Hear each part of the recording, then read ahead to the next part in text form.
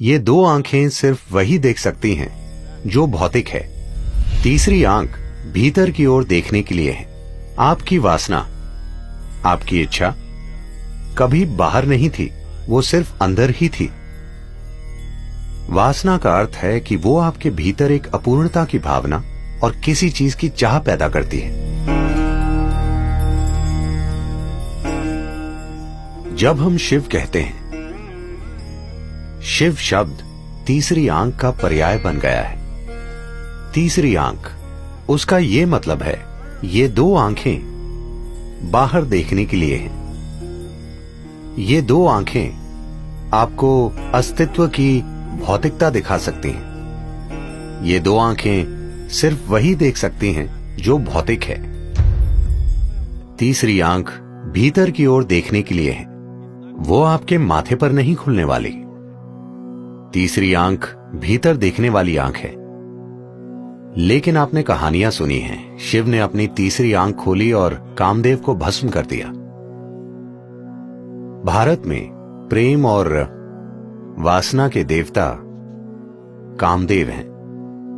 काम का अर्थ है वासना, जिसका आप सीधे सीधे सामना नहीं करना चाहते, इसलिए आप उसे प्रेम बना देते हैं,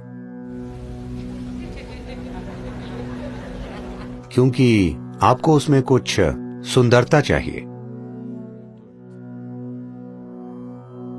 तो वो एक पेड़ के पीछे छिपकर शिव के दिल पर तीर चलाते हैं।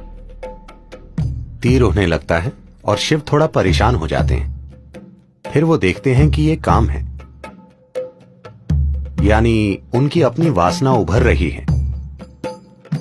फिर उन्होंने अपनी तीसरी आंख, उग्र आंख खोली और काम को जला दिया। वो पेड़ के पीछे छिपा हुआ था, मगर वो भस्म हो गया। फिर शिव ने जले हुए काम की राख को अपने ऊपर लगा लिया कि मैंने इस चीज को सदा के लिए खत्म कर दिया है।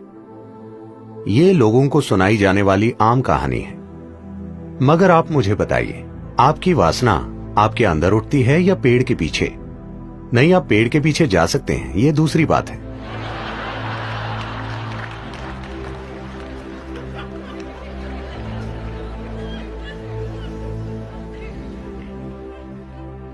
मगर वो उठती कहां है? आपके भीतर। इच्छा बाहर नहीं मंडराती।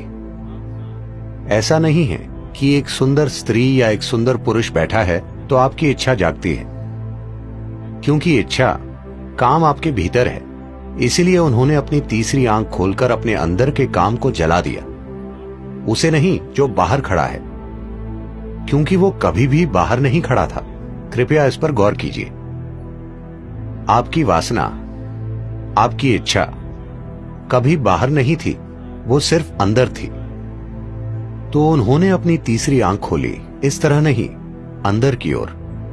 फिर उन्होंने इस वासना को देखा, जिसका दरअसल मतलब है कि आपके अंदर कुछ पहलू हैं जो आपको अधूरा महसूस कराते हैं। तो आप सोचते हैं कि आप किसी चीज का या किसी व्यक्ति के पीछे जाने पर ही पूरे होंगे। वासना सिर्फ विपरीत लिंग की बात नहीं है, शॉपिंग भी वासना है, क्योंकि आपको किसी चीज के पीछे जाना होगा, तभी जीवन पूरा होगा। हर इच्छा वासना है, क्योंकि उसके बिना मेरा अस्तित्व नहीं हो सकता। मैं उसे चाहता हूं, क्योंकि जब मेरे पास वो होगा तभी ये पूरा होगा। वो कोई चीज हो सकती है, पद हो सकता है, ताकत हो सकती है, सेक्सुअलिटी हो सकती है, कोई फर्क नहीं पड़ता कि वो क्या है।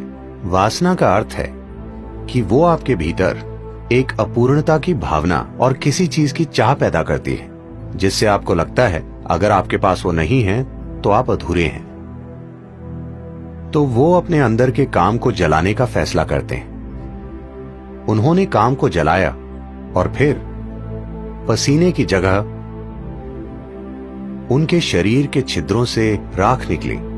ये योगिक कथा है। आम लोगों को सुनाई जाने वाली कहानी ये है कि वो पेड़ के पीछे छिपा था और उन्होंने उसे जला दिया, अपनी तीसरी आंख खोलकर उसे जला दिया फिर उस राख को लेकर अपने ऊपर लगा लिया। कहानी का यौगिक आयाम यह है कि उनके भीतर काम जगा।